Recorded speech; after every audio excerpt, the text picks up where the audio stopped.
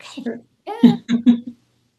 Hi, everyone, and welcome to Scrivtalk. I'm Leanna George, author and co-owner of Scrivenings Press, and today I am especially excited because we are talking about a brand new novella collection that brings romance, faith, and a little bit of chaos together in the best way. Romancing the Elements features four novellas, each inspired by a different force of nature, and four couples who discover that when life feels a little off balance, God is often doing his deepest work.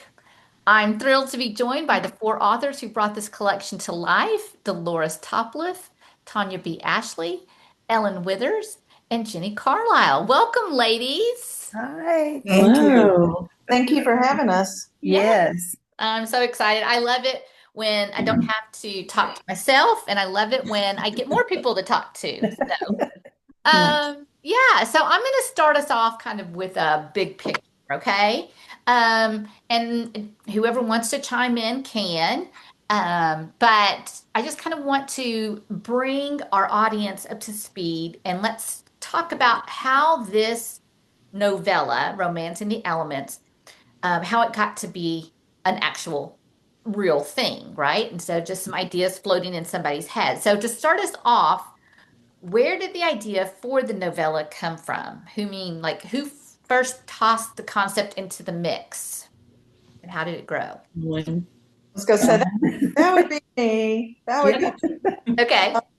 Jenny and Tanya and I were actually still working on our previous novella collection, A Gift for All Time. And Okay. I had this idea, and they like smiled at me and gritted their teeth and said, hold that thought because we got to finish this one before we can even think about something else.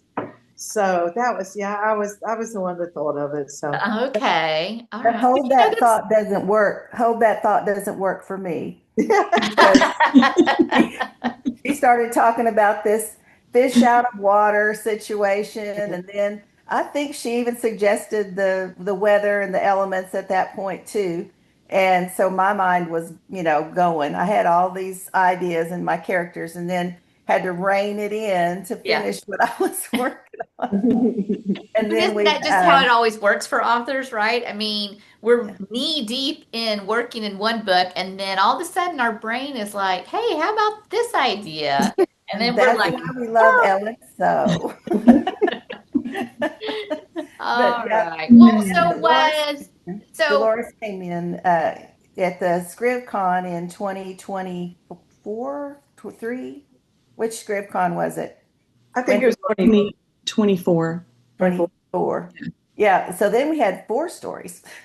oh, well, more is always better. So Yeah, yeah. especially for readers, we're happy to have more stories to read. Oh, so yeah, so you kind of brought this together with what you were already doing and you reeled in Dolores, right? Um, so Dolores, did you have like a I can't get out of this situation? You feel Well, like that's exactly right, because I thought I was talking to a couple of them about an idea that I had, and the next thing I knew, they said they had accepted me, and I was writing contemporary romance. And I'm going like, wait a minute. But Dolores, welcome to my world. I That's how I wanted got to here be, too. I wanted to be connected with these gals and do, stay connected to scrivenings. So I kind of gulped and swallowed and went along for the ride. well, I'm so glad you did. I'm glad all four of you, that God had put it on Ellen's heart and that, kind of handpicked you guys for the project. So, because it's such a great little novella collection that I know people who love romance, especially contemporary romance, are going to enjoy each of these stories, which is kind of what I want to talk about next because this collection feels very cohesive, even though each story is very distinct. So, what was important to all of you in making sure the novella felt connected rather than just kind of pieced together, here's my story, here's my story. How did you kind of bring them to where they were cohesive? Well, that had a little bit of a false start because we originally were going to try to keep either one character or a couple of characters consistent through all of the stories. Okay. And that got to be really hard because when you're doing that, you've got to know everybody's backstory and where they were at a certain point in time and all of this kind of thing. So we were just kind of going, wait, so we all thought, well, how about if we just make sure that they all have to do with the weather Hmm. and they all are contemporary and they all have this idea of somebody being put in a situation they're uncomfortable in and then finding another person that helps them survive and helps them get through and then come closer to God. Okay. So And they all have a military connection. Some character has a military connection right. somewhere or another. Mhm. Okay. That kind of started it. And even when we divided, I think we stayed true to a little bit of a military background or a history or a Hmm. And And also to the four Greek elements Right. that helped me: air, water, fire, earth, Mhm. rocks in my case. And I like that. yeah. I was And going to say, I think the duality of the word, the dual definition of the word elements, yeah, using it for the four elements and then out of your element. Mhm. I love think that. having characters that were out of our elements really strengthened that across the stories, Yeah, because it was something that readers can connect with in every story. sure. Yeah, and that's great because that's what we want, right? We want them to have that connection. That's really Absolutely. good. I want to circle back real quick about the military. So what brought about the military connection? Whose idea was that and why? Where did that? I think we all had some sort of way to put a military, like I was married to a military man for almost 30 years. So my character, having had that experience, that there's always some words that they use that are just specifically associated to the military. And my character's nickname came from his buddies in the army and things like that. That's Yeah. I I was going to say, for me, it was kind of the same thing. I have a lot of family members who have been in the military over the course of my life. Yeah. My grandfather has some very strong World War II military history, Mm. that we didn't get to find out until later in his life because it was all, I guess, redacted or whatever. Like he couldn't talk about it for years Wow. and years, like was not allowed to talk about it for years and years. So when he had the opportunity to start sharing those stories with us, that became a really special thing. And I was one of the few girl grandchildren that he shared very much with, because of the kinds of things that happened. Yeah. Um, but I was always a little bit on the Tom girl side, so I stuck my nose in places that maybe I shouldn't have, but and we're glad you did. I was going to say, but I wanted to know, and Yeah. I didn't want to lose those That's like a stories. whole nother book by itself, That's talking. a whole other book. That's a whole nother book. We'll Tanya circle sticks her back nose into around that things. one That's too. another book. And that one's coming up. We're already committed to another one. Oh, that's good. That's Yes, because good. my dad's an Air Force man, so Dolores has roped me in again. Oh, Well, in my case, I didn't have the military background except in my fiction, in my Crossroads series. I had one character who was prominent through all three, and he had a undiagnosed PTSD. mm, So he ends up kind of showing up at the end of my book. And so but my heroine was acquainted with him and affected by him. So she kind of had that mindset when she got to the end. okay. That's called smart marketing. Yeah. Looping somebody from your other books into your novella. Right, Smart yeah. Yeah. marketing. All right. And Dolores, how about you? What was the military tie for you? Well, my father was in the Navy. I hate to tell you which war. It wasn't World War I, at least. But I have a brother-in-law who was, and friends. I mean, it was quite a thing. I had many friends that were in Vietnam, Okay. Mm. Yeah. Okay. and they didn't all come home. Yeah. Yeah. That's rough. Yeah. Well, that's a great because that just one, it attracts a different kinds of readers, right? There are some people who Mhm. love military style stories. So that is definitely going to attract your military people. It's also going to attract your romance people, right? And your contemporary Mhm. people. So it's really nice how you've been able to do that variety. Um, so that will hopefully meet people where they are. Plus, knowing that you have that experience really adds more depth to the story, right? Because you're speaking out of a place of experience, or at least you were able to research from experience, right? And that Yes. readers know when somebody is talking about something from a point of reference or from the left field. So, kudos to you guys on doing that. So it'll really make a difference in your stories. One more comment. I performed a wedding for a couple. He was National Guard, she was Army. They both served in Afghanistan, Uh-huh. but they couldn't see each other there, and they were both emailing me.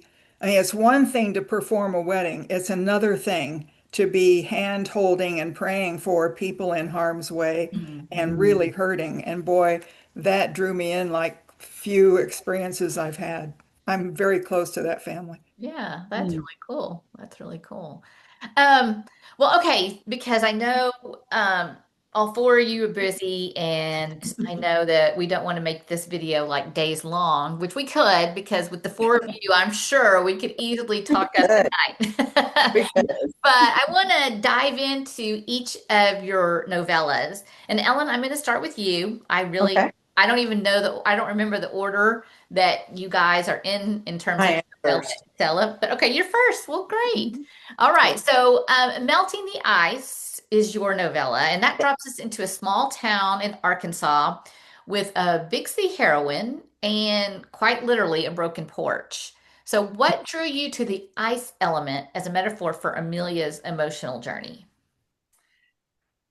One of the things, having survived ice storms, living in Arkansas and Missouri has them too, but not as much. But Mhm. Arkansas is you get back to basics when you are iced in because you may not have power, you Mhm. may not have heat, and you may not have an ability to, warm up food or anything like that. It really brings you all the little minutia of life sort of Yes, goes away, absolutely.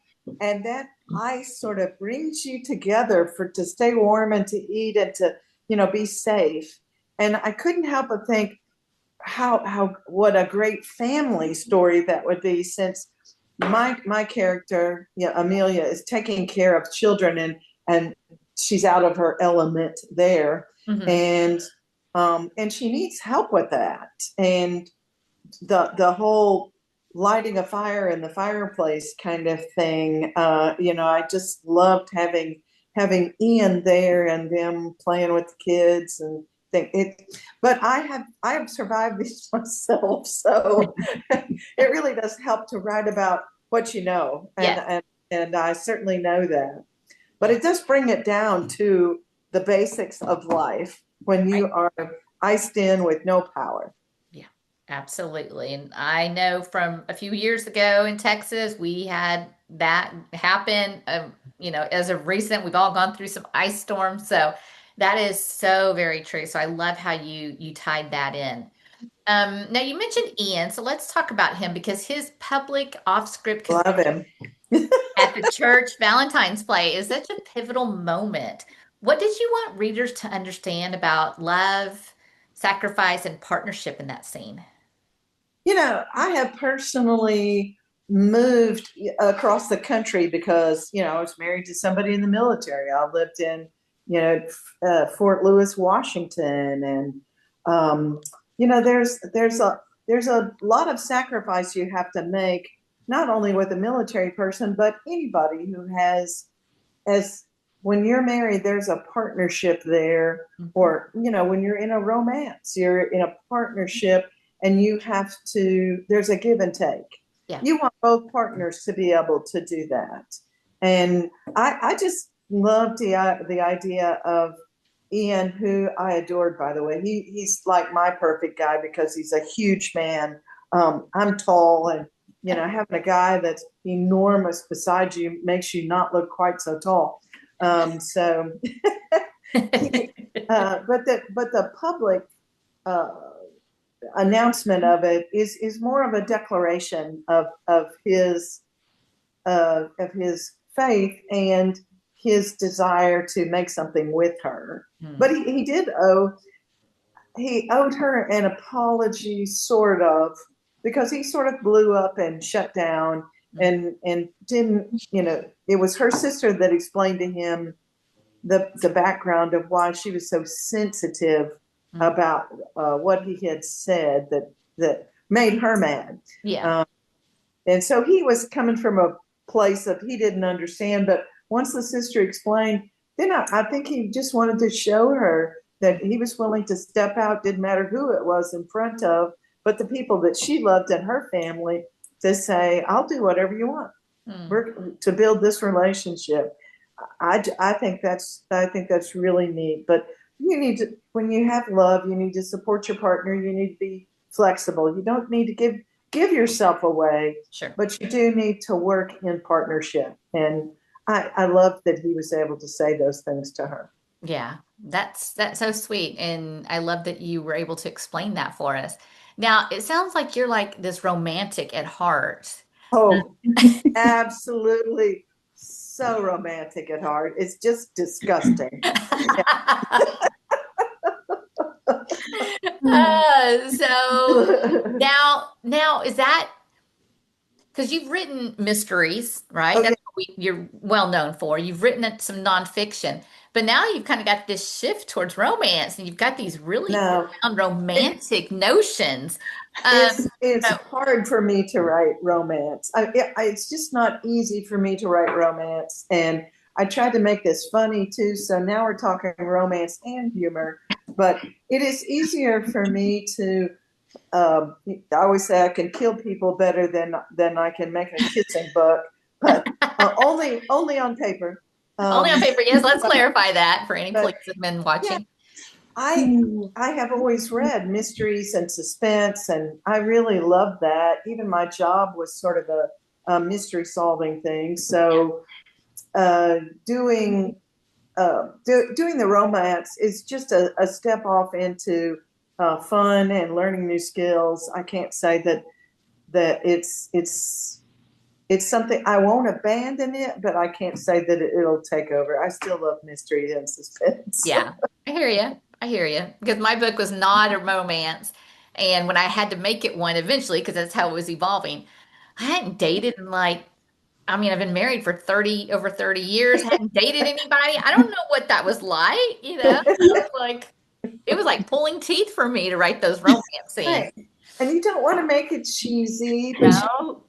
cute. I mean, I really respect those who naturally can write really good romance. Yeah. Well, kudos to you for being able to do something that was out of your element to write this romance. So that's great. That's great. And it was her idea to begin with. It was. It was. See, that's a God thing. God said, all right, step out of your comfort zone and go over here and learn some new things. Yeah. Yeah. Well, I am so glad that you did. And I know that the readers are going to benefit from it. So thanks for sharing. All right. Let's go to Delores, because your book is called Enduring Stones. So, Delores, your story carries themes of resilience, healing, and second chances, especially for people shaped by service and loss. So, how did the stone element influence Chad and Glenn's story?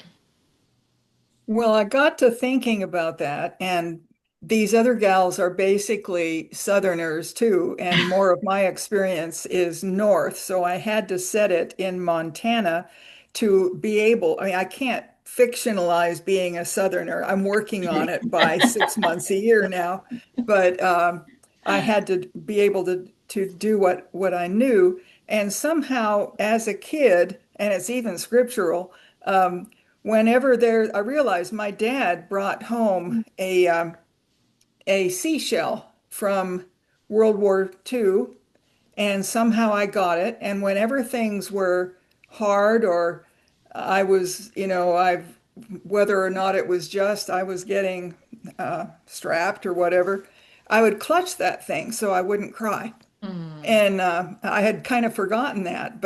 And when I go places like Israel, no matter where I go, even hot springs, I'll end up with a rock and I'll bring it home. I've got quite a few. And it's just like in scripture, it's a memorial. The children of Israel, when they went places, they established Hmm. the stones for each tribe as a memorial. So it's that element. And in Psalm 60 says, when my heart is overwhelmed, lead me to the rock that is higher than I. There's a lot of use of rocks there, both for a memorial and for strength, and to know that Christ is the rock. So it ties in a few ways. No, I love that. And I think it's good that he is noticing that Glenn is making memories, that he can tell a bit what she's like by what she picks up and when she picks up a stone and what's happening. So that's one window into her. I love that. Well, let's talk about characters because we love characters that feel real, right? They feel like we an author has really done their work creating this. And sometimes they created off of real people, right? But most of the time we're just making these people up from scratch.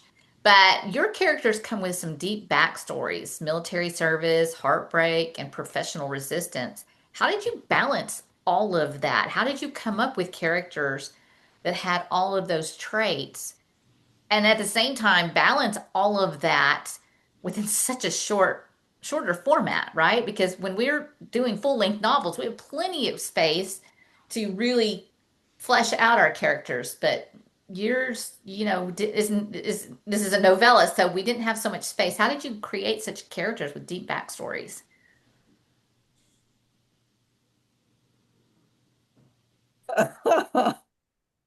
A little bit.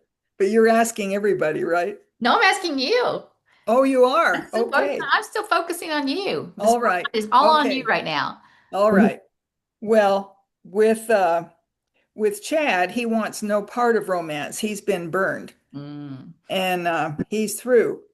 And yet, even rocks can be eroded by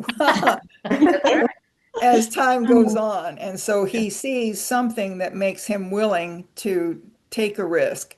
And it takes a while, but I think that it kind of is like rocks being eroded, and they're also polished by that, though. I Mhm. mean, and made into jewels. Yeah. And with her, that wasn't on her timeline. She was career oriented and not looking. But when you find someone that completes you and is there in a pinch through hardships and things like that, you have to pay some attention to that. Yeah. I mean, there's no more romantic phrase than you complete me, right? So yeah, it's perfect. Yeah. Well, they were very rich characters. And so you could definitely tell that you'd put the time and effort into them. And we can love them all the more for that. So, um, what do you hope readers will walk away about believing in endurance, both emotional and spiritual, because, you've talked about these enduring stones, as this rock and things like that. So what is it you want readers to walk away believing? That kind of investment creates deep roots Mm, that last and are strong and support a great network of family, of life, and it's well worth it. Even the hard times, even tree roots and things like that can bore through literal rock if they have to. They living things are more powerful mm, and can establish. So the relationship based on that, a life based on that, um, embrace the endurance, appreciate it because you end up with something lasting and worthwhile. love that. Love that. Thank you, Dolores. I have to tell you, because of the stone whole thing. So, being a kid of the 80s, I love the movie Romancing the Stone, right? Yes. I can't tell you guys how many times when I had to write out Romancing the Elements, I would write Romancing the Stones novella collection. Since we're talking about I'm stones, right there with you. I love that movie too. I right? do. So fun. Yeah. So it was that was just a little bit of my foolishness. But yeah, I kept doing that over and over. I was like, Leanna, get it right. It's the elements, not the stones. But I love that the stones have such a deep background story to it. So thanks, Dolores. I know many people are going to enjoy reading your story. Thank you. Tanya, let's shift to you. Grit and Yeah. Grace. Again, that reminds me like of another TV show or something. But I do read books. I don't just watch TV. Right. But Grit and Grace blends wilderness survival with emotional healing and even a wildfire threat. Why was fire the right element for your story? It started out with me. Okay. We did a lot of camping when I was a kid, so lots of campfires. But then when I was in high school, my dad joined the volunteer fire department, Mhm. and I wanted to spend time with him, so I joined the volunteer fire department. Oh, I married a professional firefighter. My oldest son is a professional firefighter. So I've seen both sides of fire, the comfort and how it gathers people together, mhm. that kind of thing. And the interesting thing that I learned from firefighting is when fire is dangerous and out of control, a lot of times it still brings people together, Mm, just in a different way. sure. It brings them in community support and let's help each other out. So it can be relaxing and it can be stressful, Yeah. but it very often gathers people either way. And so it ended up being a good, um, it's universal too, I think. Hmm. Everybody likes to sit around a fireplace or a campfire. Yeah. It's cozy. But then for McKenna and Ruff, it was kind of common ground, it was familiar. Hmm. And then later it was testing ground. Yeah. So it just kind of made a good circle for them. And it worked really well to kind of pull that relationship um, full circle where it needed to be. Yeah. Okay. So I don't So, want to talk about the relationship, but I want to talk about this name Ruff. Because that's not your common character name. no. So And does it that's, have any significance and how did you come up with it? it does. And it's kind of, I like to pull things from my own personal history. Hmm. A lot of times when I'm writing stories, I guess they're kind of like little personal Easter eggs. Mm. So people in my family will see these little tidbits and go, oh, we know where that came from. The rest of the world may not get it, but Ruff, my grandfather, I said was in the Navy. Mm. So Ruff was well, actually, I think in this story I've got Ruff being an Air Force man, but his nickname comes from the fact that he's from Arkansas. My grandfather was from Arkansas. He was in the Navy. They had a kind of a little contest of sorts one night. They're all talking about where they're from and whose state was the best. And my grandfather said, well, you all can't top me. You can't top Arkansas because we have diamond mines and nobody else has that. So they started calling him a diamond in the rough. Oh, So Ruff Scott is from Arkansas and he's a diamond in the rough. So that's where the nickname comes from for him. okay. Okay. And he probably likes it a little bit too much. This story was probably just exactly where he needed to be to knock off a little bit of those rough edges. Yeah, I love that. I love that. So, Well, let's talk about their prickly dynamic a little bit because it's yeah, wonderful, but it is prickly. So how did yeah. how did you bring that tension? But what did you love most about letting the relationship unfold in the middle of danger and vulnerability? Oh. So I love it when characters kind of have opposing goals. Hmm. And I think that was a big thing for this story. Ruff has some backstory that makes him a really strong protector. Mm. And, McKenna wants to equip these women that they're going on this retreat with. She wants to equip them to be more resilient through hard circumstances. Mm. So when they actually are talking about the roughing it elements of the story, she makes a comment early on. What if somebody is on a narrow ledge and you have to kind of talk them through that? Or what if they're in an almost fall situation? He's like, well, then I just save the day. I save them. Mm. And she's like, no, you can't always go around saving people. Mm. So his goal was just, I'm here to protect you all. I will stand between you and whatever. And so that was a lot of their relationship, is just figuring out how they work together. Mm. The other thing I like to do is take two characters that have really high competencies and let those competencies still not be enough for them to survive on their own. And putting this story in the wilderness was really, really great for that, because the closer they get towards the climax of the story, it really does take them both and the other women to, like, everybody has to step up in their own way. But none of them probably would have overcome their obstacles without each other, especially McKenna and Ruff. Yeah. I don't think they could have done it on their own. Yeah. So they had to learn to trust a little bit there. Yeah. Well, I love that you talked about the retreat participants, because this is going to be my next question for you, which is about the role of community and shared brokenness. Yes. And, how did that come about? And, how did you see that it needed to be the heart of the story? That comes a lot, again, from my personal history. In recent years, I've had some really big things back to back that got me in a really low place, and it was a struggle bouncing back from that. We tend to hear the word resilience and we define it as bouncing back.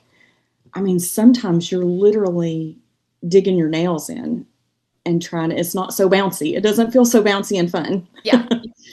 And so one thing that I have gained from that is I'm able to show up for people in a different way.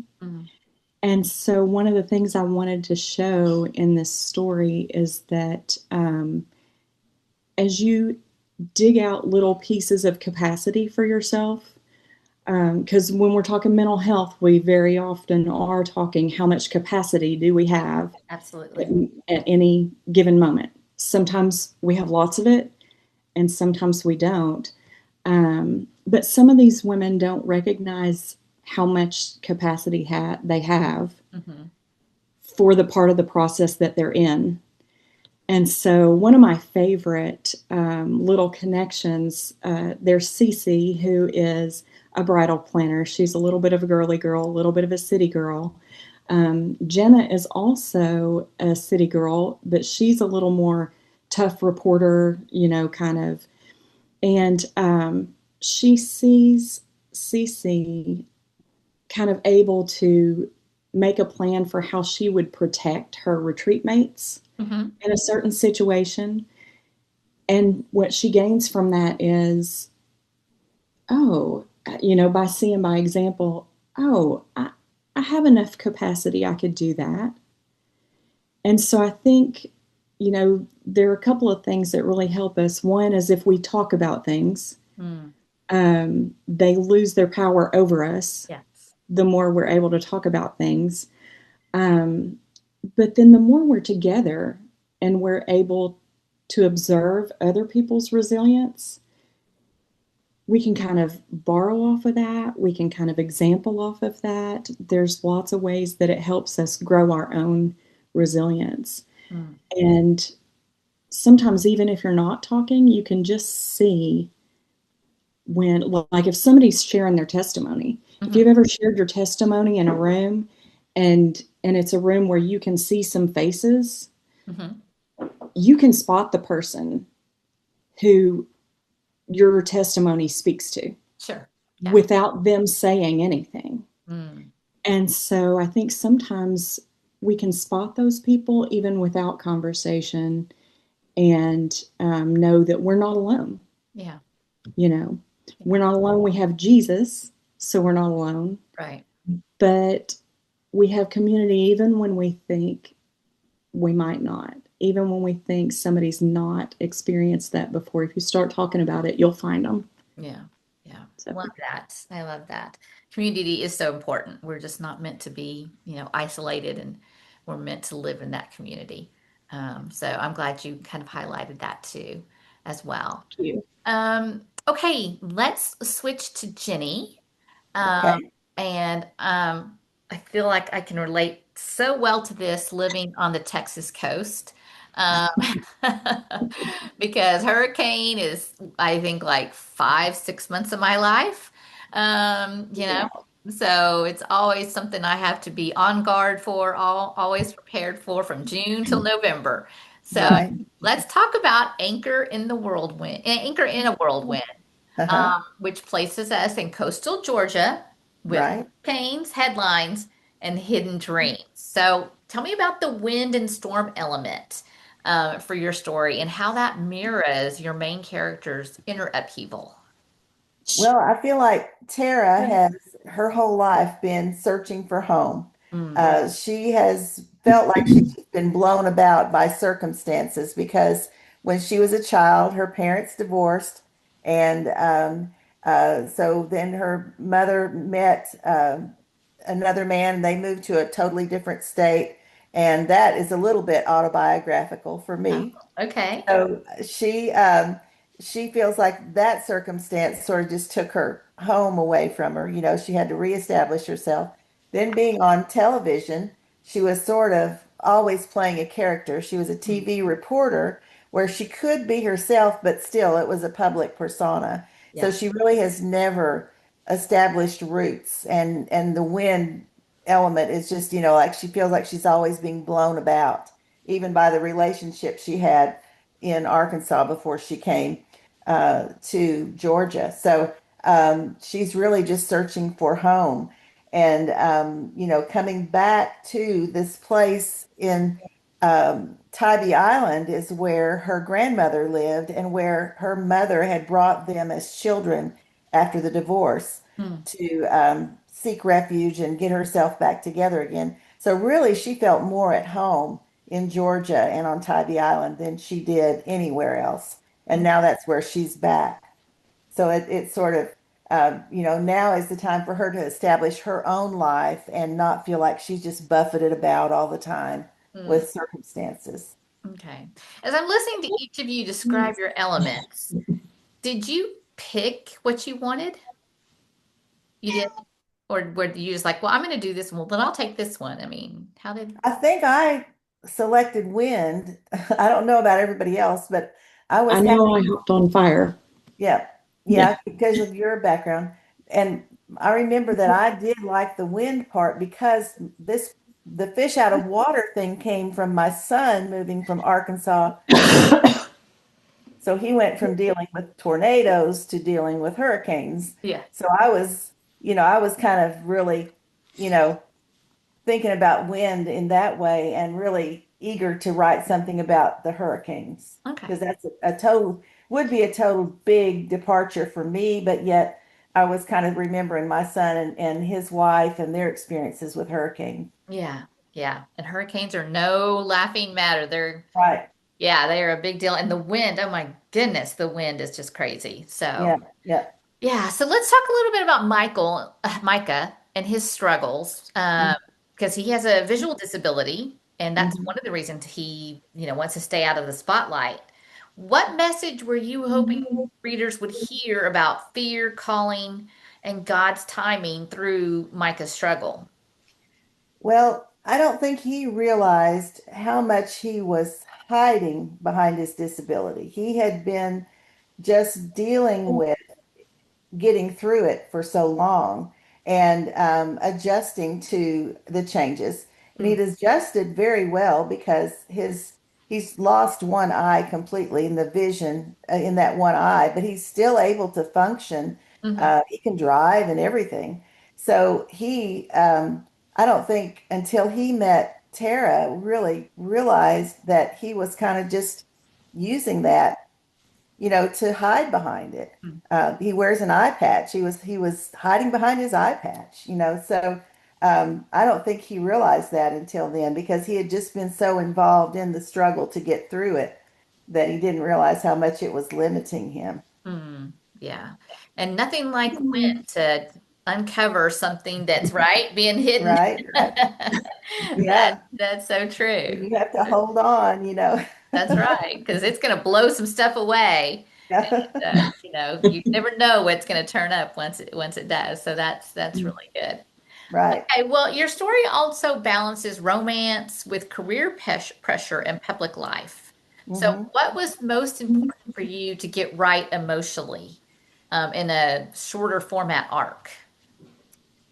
Well, I know at least two of these authors know how hard it is for me to concentrate on one storyline. I Mm, go off in so many directions. Yeah. And so getting a novella is a good way to have to focus yeah, on just those two people and their relationship.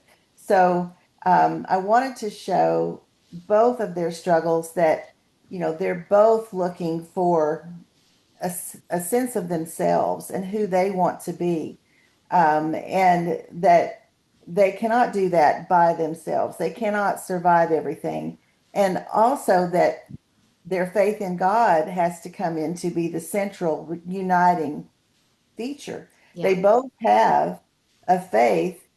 I think Micah's has been rocked a little bit more than Tara's has, but they both have that faith to fall back on, and they need to be able to see that as central and as the third bond that can tie them together, yeah, so that they can go forward and live their own lives. yeah, So I think that was the most important thing I wanted to stress was that they can do anything they want to do, but they don't have to do it by themselves. They need to come together and they need to depend on God to help them get through all these storms. yeah.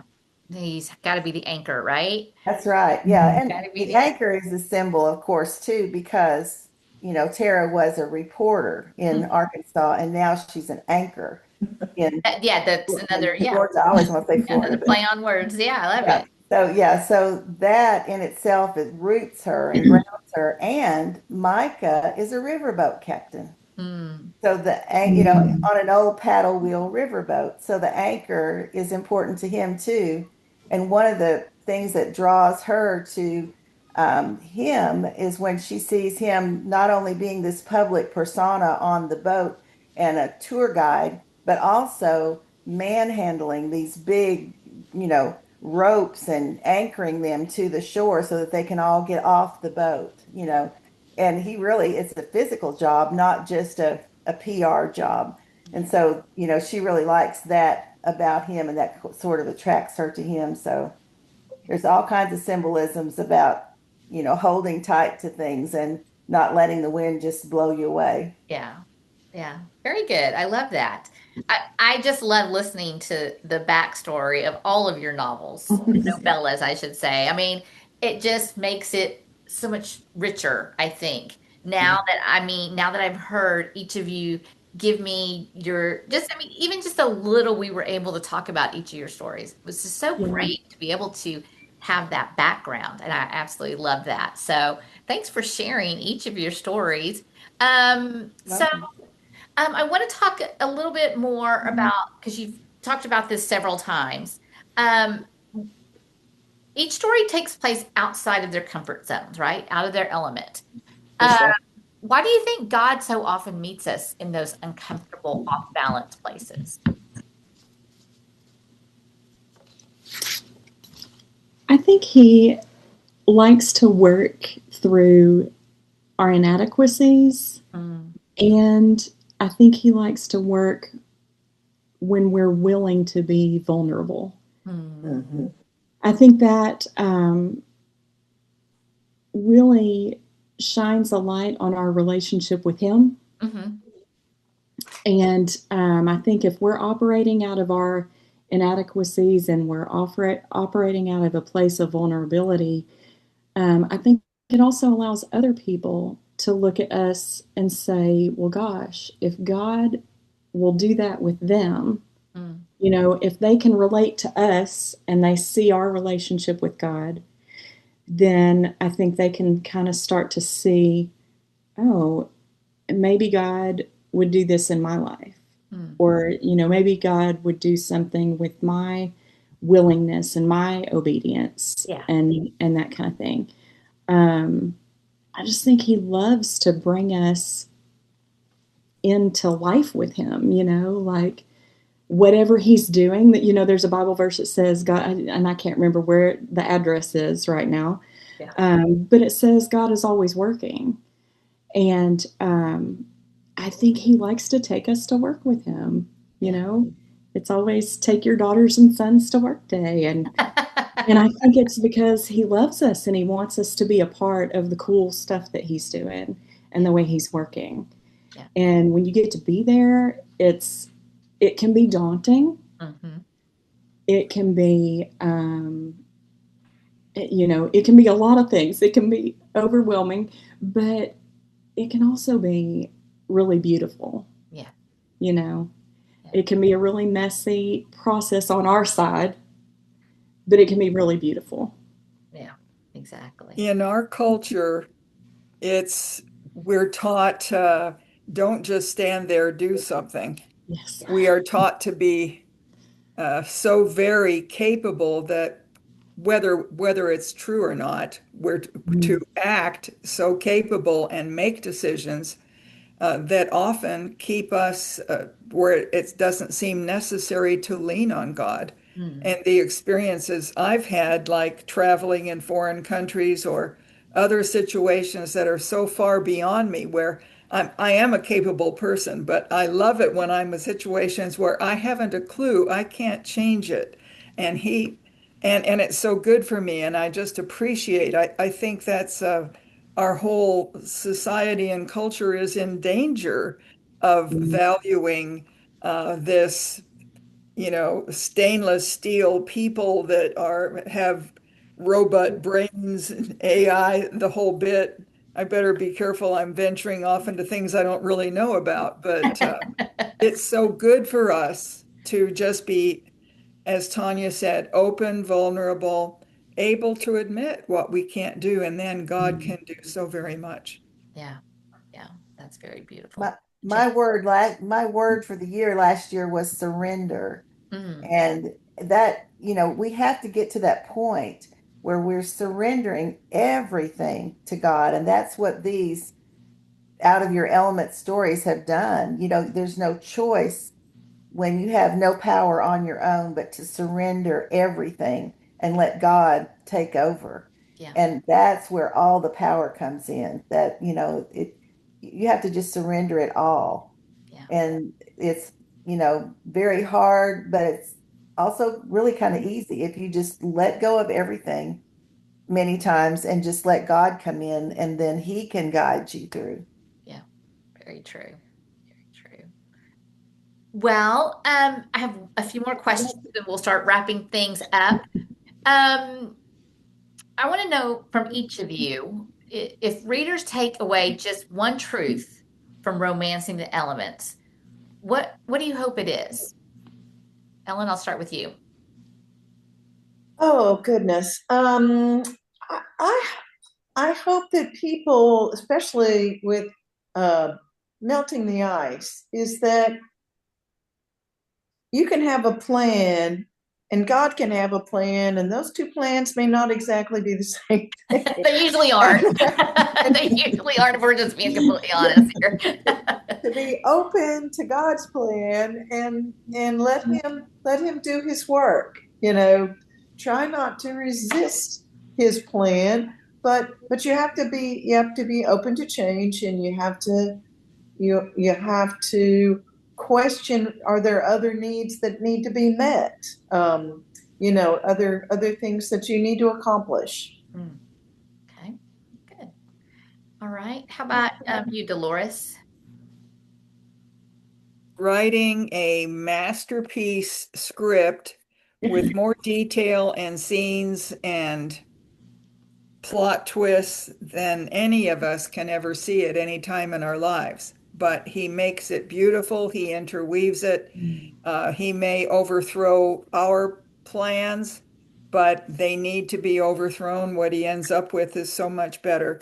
The title Enduring Stones, again, situations may fall, things that we thought were strong and sturdy may fall, but the endurance, I mean, the investment made, the relationships invested in endure, and God's story is good, it turns out. Listen to him, let him be the master playwright. It turns out well.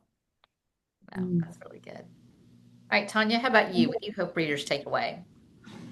I really hope they take away the fact that if you are struggling with life, if you're struggling with mental health, it does not make you a bad Christian if you need a little extra help.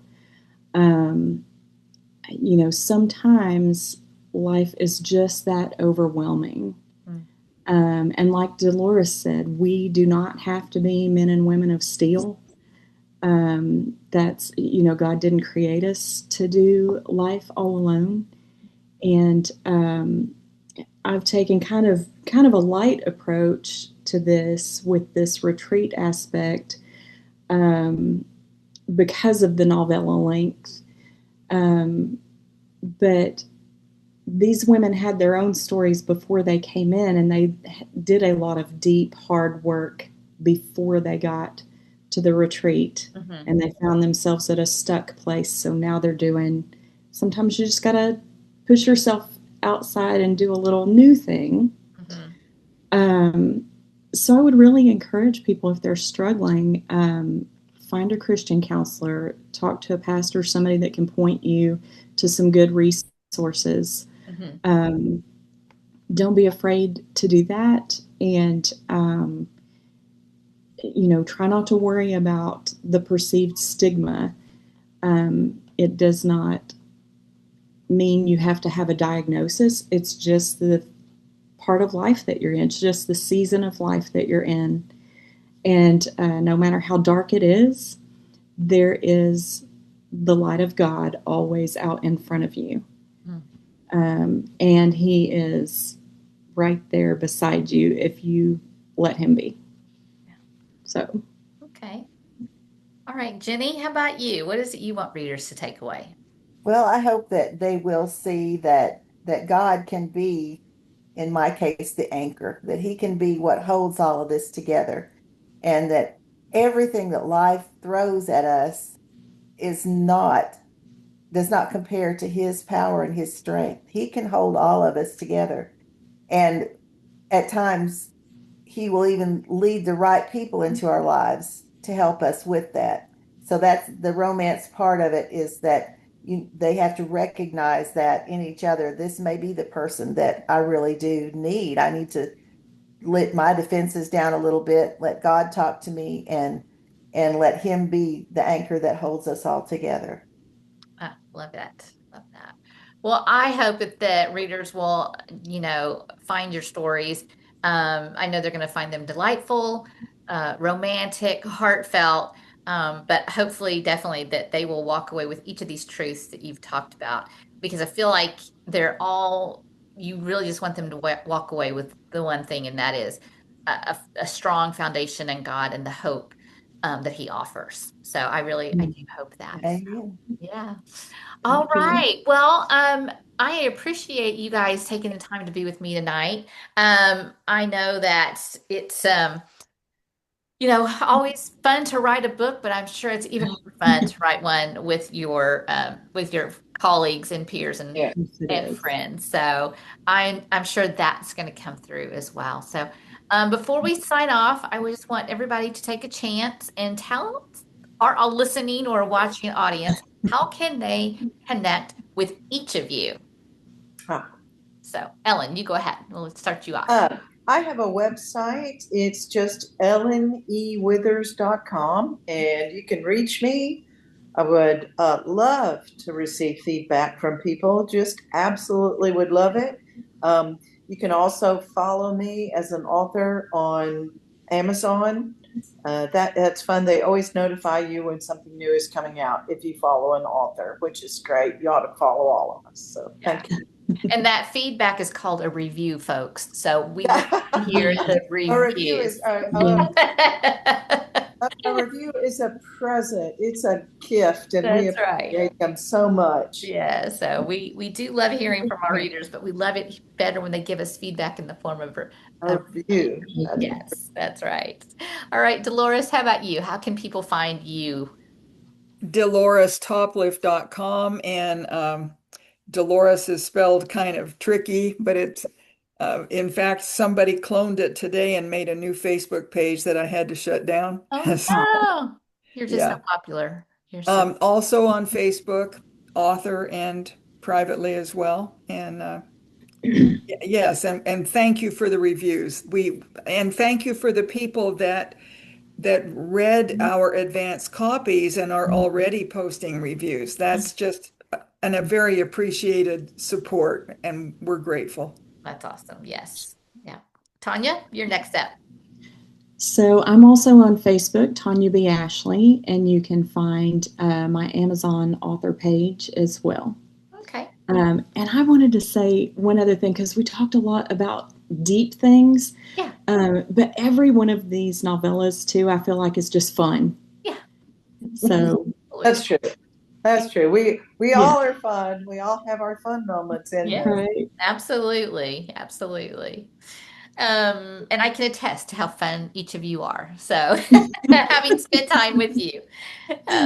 Okay, Jenny, how about you? Well, that Tanya got me thinking about the fun. I all of a sudden had 2 dogs in this book. I don't know where they came from, but they're a big part of the book. So, but yeah, I am on Facebook both individually and Jenny Carlisle author. And then also recently with Leanna's influence, Goodreads and BookBub. Oh, good. And so please just go out and follow me. However you choose to follow authors, please do it everywhere you can. And if I know you in person, that's even better. But just always communicate. Every time I post something on Facebook, I love to get comments. So please just, let me know that you read something that I wrote or you liked it, and I would really appreciate that. Yes, we love hearing from our readers. I think they're afraid. They're like, oh, they're an author. I can't bother them. But I'm like, no, ask me questions. Let me know what you're thinking. I love it. And I forgot to say, I've got a Facebook page as author Ellen E. Withers. It's just Ellen E. Withers. Okay. And Instagram and BookBub and Goodreads and all the things I try. So yeah, absolutely. We'll take it however you would like to contact. That's right. Well, I'll make sure to include all your contact information in the YouTube show notes. So we'll make sure that people will be able to connect with each of you. Ladies, thank you so much for being here and sharing your hearts, not just your stories. Romancing the Elements is a beautiful reminder that no matter the storm, the fire, the cold, or the pressure, we are never outside of God's care. So I appreciate everybody being here with us today. Thank you for watching. If you like this video material, this chat we've had together here today, make sure to give us a thumbs up. Make sure to tell others about it, and make sure you're following Scrivtalk channel so you never miss the behind the scenes interviews that I do with our Scrivenings Press authors. So thanks so much for joining us tonight. Until next time, keep reading, keep writing, and keep trusting the author who holds it all together. We'll see you next time on Scrivtalk. Thank you. Thank you so much.